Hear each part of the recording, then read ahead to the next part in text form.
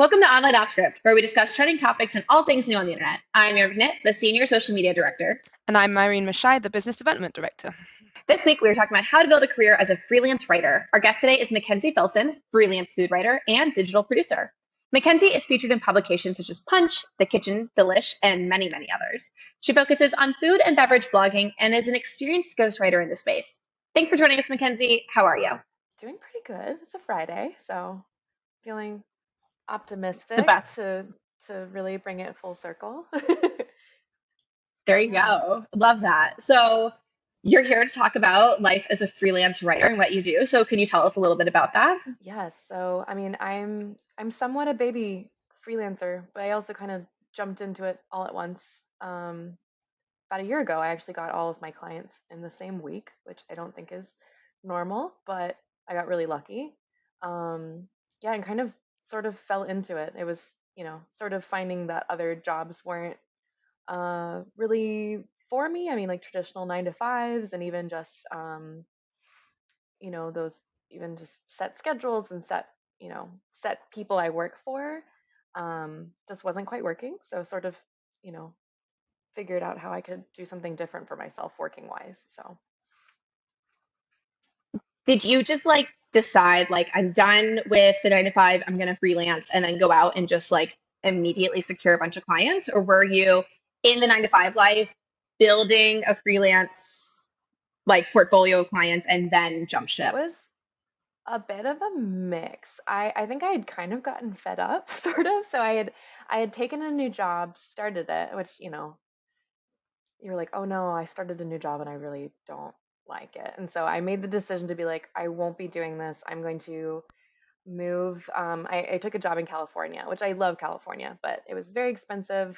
The salary wasn't quite right, and the job, it was a lot for. And so I decided to actually move to a lower cost of living place. I've been based in North Carolina for the last few years, and so with that kind of could sort of live off my savings, which is I felt really lucky to do. Because one thing I think that I learned through this process of being freelance is to give myself as low of an overhead as possible and make my life as minimal and really bare bones so that I don't have to do things that I don't want to do. And so actually I had been during the pandemic, I write about food, and I had a food background that I did when I wasn't really wanting to do a 9 to 5 anymore. I worked at Trader Joe's, I waited tables, I worked at a bar, like I did all those sort of, behind the counter, on the ground with people.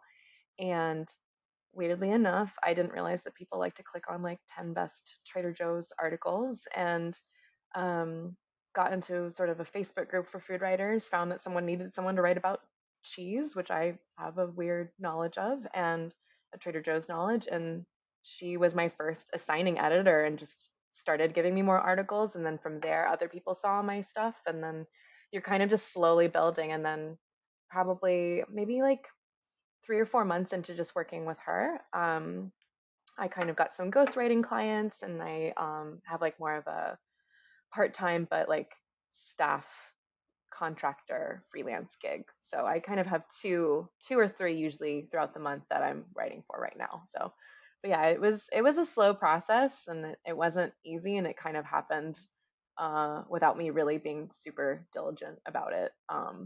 Which I think is nice. It's nice when it comes naturally because I think those end up being a good fit long term. So For sure. I'm really curious about your Trader Joe's experience because I'm so deep in Trader Joe's hauls, TikToks. Like it's all over my feed. I'm curious about how that job transitioned into what you're doing today. yeah, so when I worked at Trader Joe's, I ordered the cheese. So at every Trader Joe's store, there are people that order for certain sections. So the people you see in the store are ordering it specific to that store because each store has their own personality, and like things that are popular in one store are not going to be popular in another store. So I did cheese, and I also did wine, which I always called like the party sections.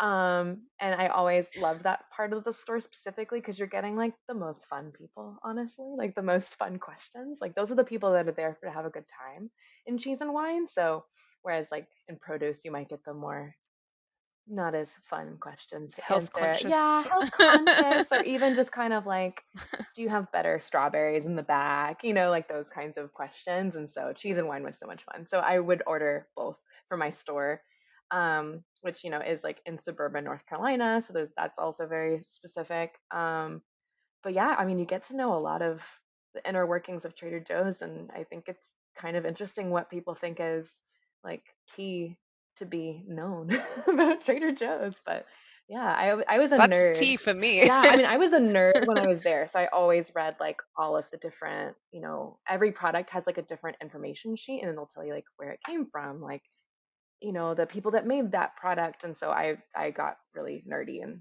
really into telling other people those things. So Well, was Trader Joe's what fueled the interest, or did you already have the interest, so that's why you went to Trader Joe's? it was always there. Um, One thing, like when I look back on it, I'm like, oh, I was always meant to do this. I just kept like avoiding it.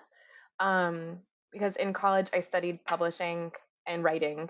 And writing was always something I kept for fun. I never wanted it to be like a thing I made money off of. I just always was concerned about blurring those lines. And I mean, they do get blurred, but it is, I've reconciled like there's things I can do easily.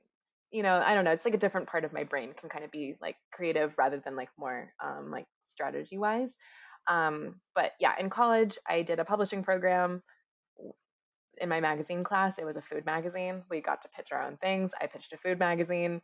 Then I did a publishing course. After college, also did a food magazine. Like every single opportunity I had to do food related things, I naturally just always wanted to do food related things. And then like my background, my mom was like a career waitress my entire life, so I kind of grew up, at the restaurant she worked at, like doing my homework, like waiting for her to get, home from work. And so there was always like food and everything about that everywhere. Um, so yeah, I mean, I've always just been sort of obsessed with food, very picky and always kind of like trying to figure out how things work. And I kind of grew up in all the restaurants my mom worked in. Um, yeah, and I even had an internship one time, like an offer at Food Network, and didn't take it, did something else completely, and was like, I had so many ways into it and didn't, was like, no, not, that's not quite. I think it was always the nervousness of combining like something I really enjoy, like writing, to making it work. And I think that's why I sort of avoided Yeah, writing for money for a really long time. And so, yeah. And yeah, then Trader Joe's, just seeing that I could write about things that are kind of useful and still creative, but also kind of with a different hat on than the writing I do just for myself or just for like expressing myself. I mean, I still do that with my Trader Joe's stuff, but it's categorized different in my head. Because obviously there's a lot of people doing freelancing now, trying to get a bit more creative with their writing and do something different. How do you make yourself stand out amongst, a bunch of other people doing food writing, especially because I know that's quite a competitive Yeah, I love space? that question. Because I think that's a worry, but I don't think it should be too worrisome. I think like what you're obsessed with and what you can't stop thinking about is maybe there might be people that have that same thought in mind, but not the way that you're going to think about it. I know for me, like I'm really like obsessed with like beverage culture right now and just like all the different drinks out there and just how we, especially like American culture is through drinks. And like I know there are other people writing about it, but we might not agree with each other and we're going to be more interested in other facets of it.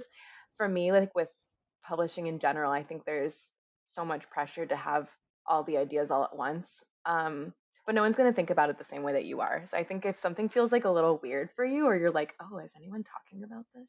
You should. Like that kind of keeps me going even if it might be the same subject matter. It statistically just won't be the same words in the same order and the same input. So So you mentioned that you took a publishing yes. course. I'm wondering like how much that pushed you into the career because we know that it's like a top rated publishing course, right?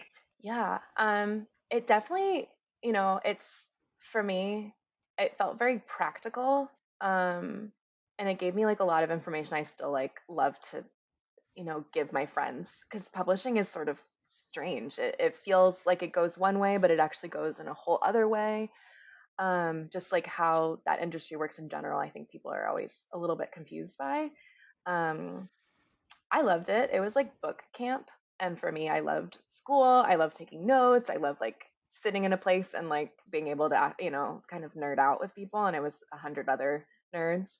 And so for me, it really worked for me. I think other people, they can kind of jump in and start from the ground in. But I had my career up to that point, I worked in commercials. Like I worked in commercials and advertising and stuff. And so I'd sort of gotten a little bit distant, still doing writing and still doing editing, but for commercials. So I knew I had to sort of do something to show that one, I was serious about making that jump back into it to people that wanted to employ me.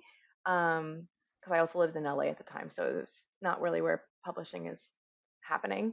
So I think for me, it was, I took my savings, was like, this is really what I want to do. I'm gonna like make a concerted effort to do this. So, and I think for me, like it was such a inspiring place too. Like when you're around other people that don't make you feel weird for being so obsessed with books, and book love can kind of be solitary. So it was nice to be like constantly around people that are also like, yeah, I agree with you. Like that does something to you. I think that's kind of special. You're speaking my language. I am a big reader, and I feel like I'm constantly pushing other people at work. Even I read. I read. You have to read this book. Yeah, Yeah. there's a weird little corner for everybody, I'm convinced. So yeah, Yeah. if it doesn't exist, it should, I and was you one should do it. Like that's always how I think about things. Yeah. Definitely. I was wondering about, like, I know you had mentioned that, when you're around different people, it can kind of help to spark that creativity and spark that kind of writing.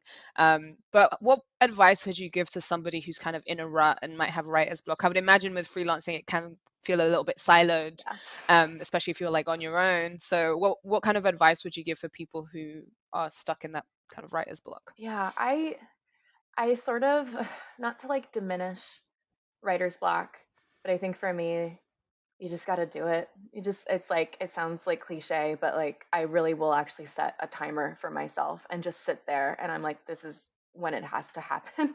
Like, I love the Pomodoro timer, specifically because I think I work in 25-minute bursts. And I'm like, well, there's only, I don't know. I think it's really just like setting the time that I'm going to sit physically in the chair, and that is the only thing I have to do. Like it's almost like I'm in timeout.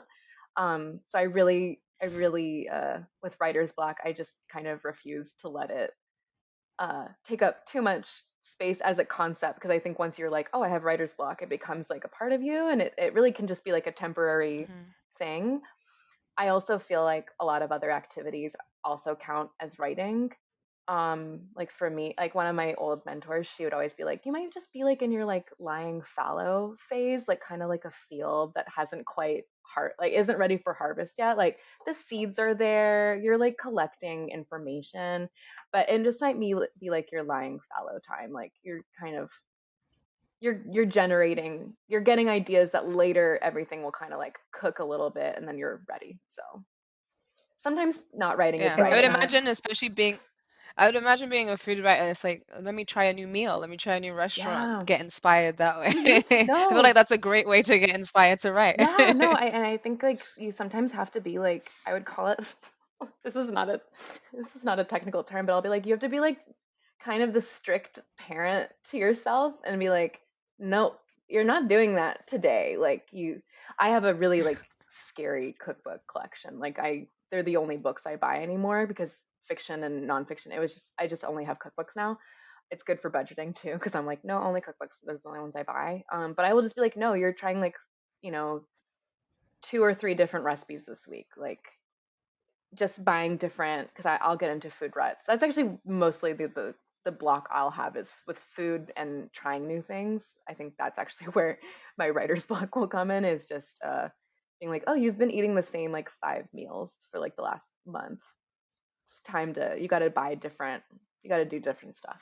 You got to like add new Hmm. tools to the toolbox, sort of. So what if that writer's block comes from you're having to write something about that you're just like not interested in? What do you do? I mean, realistically, I do a lot of that. So, and I think it's sort of, you have to go into a different headspace of like, there's something interesting to find about like I really do try to like find something interesting about everything. And I mean, like, for instance, I was telling someone about this today. Like, today I have to write something about tiki drinks. And personally, I love tiki drinks, but like, how do I make someone else interested in tiki drinks? And then I'm like, oh, what's the history of tiki drinks? Where did it come from? Like, I just think there's like always a little bit of a rabbit hole to go down. Like, I mean, and it can even be something even less exciting. Like one time I had to write about pork loin. And I realized that pork loin and pork tenderloin are actually not the same. So then I went down this little rabbit hole of like, Oh, oh, that opens up a whole other world where like, what is the difference between pork loin and tenderloin? How do you cook it differently? So I think depending on what your niche is, you'll kind of know if you kind of get a little obsessed with like really small things like that. Like, oh, I didn't know yeah. that you cook the tenderloin this way and the pork loin this way. I think not every assignment is ever gonna be like, oh, this will be what is what I'm known for. Like no one's like, oh, Mackenzie knows a lot about pork loin and pork tenderloin, but I'll bring that with me somewhere else. And so Yeah. I think there's yeah. It is the same way with our social media clients. Like people, like we have like a truck driving school and like Fun. pest control and like a paper company. And like it's such things where you're like a paper company, but like I'll show up to my friends, like we'll be at drinks. I'll be like, did you know Yes. that when paper is made, like blah blah blah blah blah blah Yes. blah.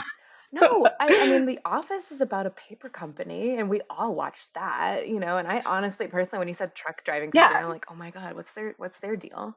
So I think Yeah. I know yeah, so much about truck driving for sure. now. I know I was overhearing I actually was on a trip for a meat company last week and I overheard one of the like top guys talking about like a new machine to do ground meat and why, like when you get like a thing of ground meat, it has those like little ridges and stuff and why that is and like Yeah. getting a better machine so that there's less air between it and it makes it I was just like I hate that I'm eavesdropping, but I don't know, like that I was like, "Oh my God, I'm gonna write down That's like, thrilling. ground beef."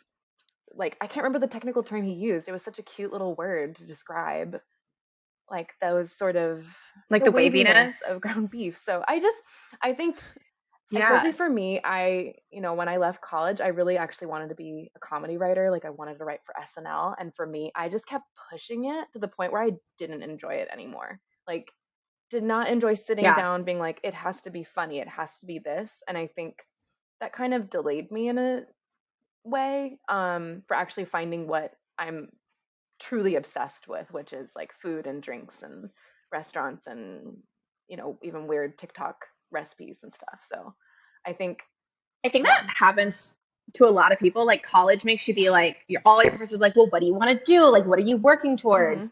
So then you like have to make this decision really young, and then you kind of like get out there and you're like, okay, well, I put yeah. all this into it. Now I have to like make it happen, I Yeah. guess. And it's okay. Until you grow into yourself enough to be like, I don't have Yeah, like I to. mean I Yeah. look at comedy writers now and I'm like, "Oh, I'm so glad they're doing it." Like I like that I get to enjoy what they're doing. 'Cause like for me, Yeah. Mhm. that took me a couple of years to sort of like give up on that and give myself like the grace to be like, that's not one, it's not everything. It's not like all the things I want to write about. Like I like writing about like sad things and more serious things and even just about ground beef. So I think giving yourself Yeah. grace that like you're gonna find the niche that you like and it might just not be what you're expecting um is key. Is whenever you have to write about like these niche things, like I'm thinking about like pork loins. Are you ever the person who writes like the SEO 5-page introduction to a recipe? They're like, I Oh was hanging God. out with my children on the family's farm, and like, if you want to know how we cook these blueberry muffins, keep reading, and then you have to like scroll 3 pages to actually find the recipe. Are you that person? Do you write No, that? no. I do Oh, ghostwrite for someone who has a website like that, and what immediately I love about her is she's like, please don't do that. Like, we are not doing that. And I loved that, like, someone that does amazing. have that platform and, like, could very well do that. And, like, she still does do a personal aspect to it. just knows, like what we're actually trying to do here, which is like, just show me the cookie recipe, So, and I think we are getting Yeah. away from, I think there's a reason why we all make fun of it is because we're like, we don't need it anymore. Like, Yeah. Very yeah. true. Speaking of ghostwriting, though, I'm sure like you have, I mean, you obviously have a lot of passion behind what you do. Do you ever find that like you have any negative emotions as a ghostwriter, feeling like someone else is kind of taking credit for your work and you kind of want to be like, but I wrote that, kind of thing? Not really, like at all. But I also think it's the content that I do write for them is, it's more SEO focused, and I think I also get a fringe benefit of that too, which is like, for instance, I really only ghostwrite for one other person, but she has like a very, popular kind of like SEO focused food blog, um and like, I don't know her personally, so I will attempt to write in her. It's fun for me. One, I love figuring out how to write in someone else's voice. I think it's sort of a fun game. So that is like one thing I do get out of it is I'm like, cool, I kind of, this is sort of a test for me. But also, I learn a lot in the process of researching things for her website. So for me, I'm like, oh, how, I'm usually answering common questions that people might have when they're baking cookies, like how do I get a chewy cookie, how long does it take for alcohol to freeze in these popsicles, like those sorts of things. And so that's all knowledge that I take with me somewhere else. And for me, it's not content that I would actually write personally, so for me it doesn't feel like I'm losing anything in the process. And I think that is kind of an important thing about ghostwriting is a lot of really successful ghostwriters, they're writing for, like Prince Harry, or I mean even like Olympian gymnasts and stuff. So the collaboration is also fun too. Um, so, and I think also writers in general kind of know what to save of themselves for their own things and know what is able to be given in another situation. So, What advice would you give to someone who's aspiring to be a freelance writer? I think if you're obsessed with it, then that's a good place to keep like discovering. And I kind of a double advice, like a side advice to that is just because you haven't seen anybody write about it does not mean don't write about it. Sometimes, especially recently, I've realized, oh, something might be a good idea if I'm having a really hard time researching for it because no one else is talking Oh, about it. yeah. So I think if you feel like no one's talking about it and you feel like you're the only one thinking about it, um, that's actually a great sign. If it's hard to research, the better, because that means no one's necessarily talking about it quite yet, and you could be like the first one to do it. And yeah, I think it shows. Uh, I think and it comes from a place where you're really gonna like you're really gonna figure out what you think about something. So Should they just like start personal writing about whatever the thing is that they want to get in the space for? Like I know like you said that you were like in this Facebook group and like that's part of like how you got found was the personal writing. Like is that kind of the path that someone should take? yeah, I mean, the groups that I am in are primarily for women and non-binary uh, people, and so it is like not like a male focused group. But there's tons of them for writing. They're called binders, and that kind of goes back to, I mean, I want to say it was like 2015, where I want to say it was Mitt Romney who said, "Oh, I have binders full of women." That's where that term comes from. Yeah. And so if you look up binders, it'll be like binders full of science fiction writers, binders full of beverage writers. There's I mean, I really think there's like hundreds of them. So if someone is, specifically, like not typically, I mean, not in a male dominated space. I mean, publishing thankfully is not necessarily a male or even female dominated really necessarily, but those are really helpful. So if you have a niche that you're really into, it might be like personal essays, it might be novel writing, specifically for, I mean, I think they even have it for non-writers too, but it'll be like binders full of, and then I mean, they're public groups, so Yeah. you can kind of search those. And mine was the food writers group, so it's called like food writers of the sub binder. And then I'm in a beverage one too, and then there's travel writing. So yeah, there's I mean, yeah, they're honestly, really useful. Were you on the internet in the 20 teens if you're not in a Facebook group that has like five Yep. offshoots and like a specific sub Yes. focus? Like Those are the people I I know. used to I used to be in this group. It was called Spice Girls. And it was like just like women and non-binary people. And so all the offshoot had like spice to the name. And so like there's a New Orleans one for just those of us in New Orleans or people traveling to New Orleans that I made. It's called like New Orleans Spice. And like the header photo is all the different like kinds of spices that people put in foods in New Orleans. I love that. Oh, I mean that's really the only reason why I'm on Facebook is because sometimes the groups are so good. The only reason I'm still Ooh, there is for the Facebook groups. Like we could have an entire episode just on like Facebook group culture. you really should. Because they really are like, I mean, I deleted my like OG. I'm 32 now, so I was like 17 when I think I was allowed to get a Yeah. Facebook back in the day, and I deleted my full on account, all my friends, all my photos, everything. I think like maybe 5 years Wow. ago, and only rejoined it for groups and marketplace sometimes, but like mostly for those groups. Because and I mean I've wanted to quit Facebook since, and I can't because those. I mean that's really how I got pretty much all of my writing jobs was from people that kind Yeah. of directed me towards finding those other spaces. Also, if someone is really into food, there is another job site that I think is like underappreciated. It is for not just writing jobs, but there are sometimes. It's called goodfoodjobs.com, and I think what they do is really cool because they focus on people that are employing people properly and paying the living wage, and oftentimes have a lot of like a food justice bent or an environmental bent, and even some food media jobs and food PR too, and like food marketing. So it's cool because yeah, finding food jobs and food writing jobs can be a little tricky because you might get a restaurant job that pops up instead. So Yeah. Well, I think we're about ready to wrap up, but I do have one last question before I get to our wrap up question.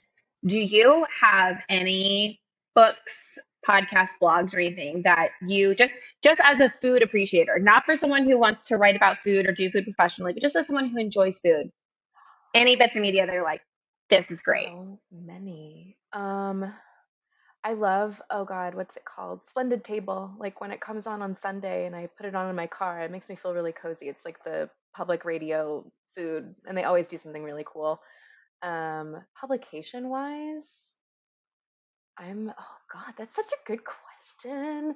Um, I mean, for me, I just follow everybody because I like to be in the know. I really like what Punch is Yeah. doing.